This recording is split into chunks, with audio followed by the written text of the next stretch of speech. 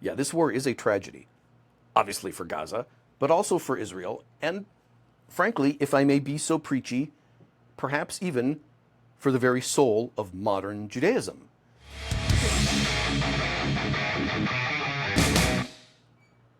I love the state of Israel. I love the Jewish people. And I wish I didn't feel the need to state that clearly up front. But I think that I do. Because oftentimes criticism of Israel, Israeli politics, Israeli government, it's often twisted into something ugly and different. And you know what I'm getting at. And the obvious knee-jerk reaction is obvious. Because if you criticize Israel on Twitter, you're immediately accused of hating the Jews and hating freedom and, I don't know, not microwaving your bagels correctly. So I'll say it again. I'm a secular humanist. I'm very comfortable with that. But I do love the Jews. And I think everybody would agree with me, right? The world is in admiration of what this culture has built, of what they've endured, of what they've contributed to human civilization. But the thing is, admiration does not mean silence. And so here's another thing that I wish I didn't have to say, but I feel like I do. Hamas is a gang of butchering lunatics. They're completely insane. It must be destroyed. I don't think any sane, rational thinking human person could disagree. They're not freedom fighters. They're not revolutionaries.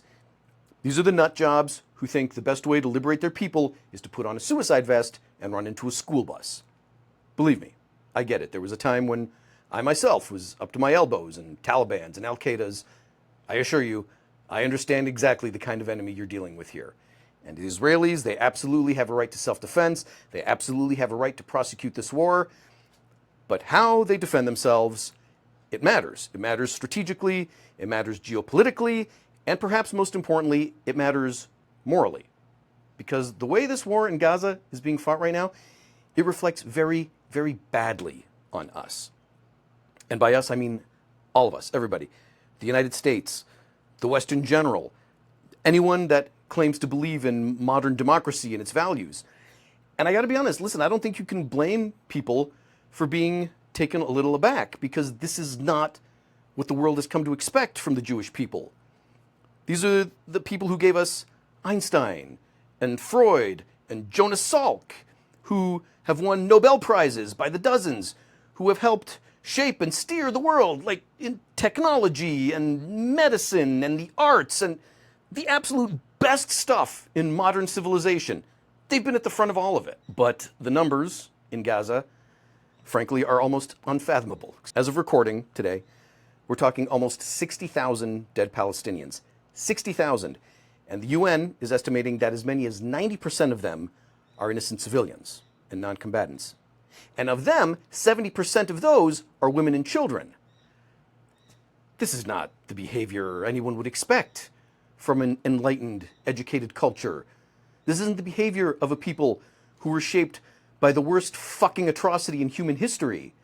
This isn't tikkun halam. If you don't know what tikkun halam is, it's pretty much my favorite thing. Not pretty much, it is. It's my favorite thing in all of Judaism. It roughly translates to repair the world, fix the world, heal the world, if you're a music fan, something like that. It's similar to Christianity's golden rule, or Al-Ghazali's reciprocity in Islam. It basically means, as a human, you have an obligation to contribute in a positive way to this world. You're obligated to help make things better. You do that through good works, or kindness, or community service, or charity, or whatever. Things that help make the world more just and equitable. But now, man, you look at Gaza these days, all I see is rage and disproportionate destruction pouring down on Palestinians.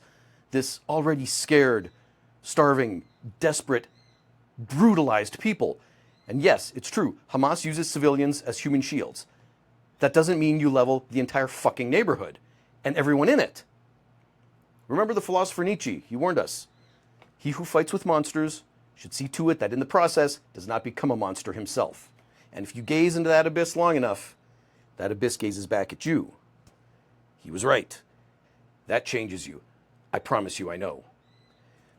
And beyond that, Israel was supposed to be a light in the Middle East, an island of democracy in this sea of theocratic bullshit.